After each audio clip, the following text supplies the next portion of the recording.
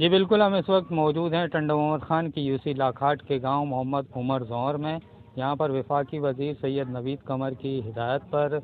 نادرا کی ٹیم پہنچی ہے، جو کہ یہاں پر دور افتادہ علاقوں میں رہنے والے اور خصوصاً معذور افراد کے لیے شناختی کارڈ کی جو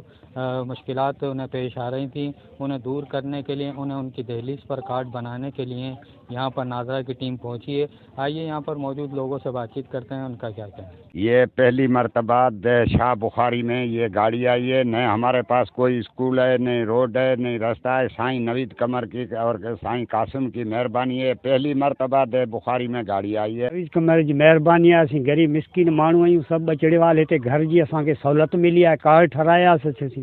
جے بے پاسے اسی رولی تمام تنگ تھی آسوں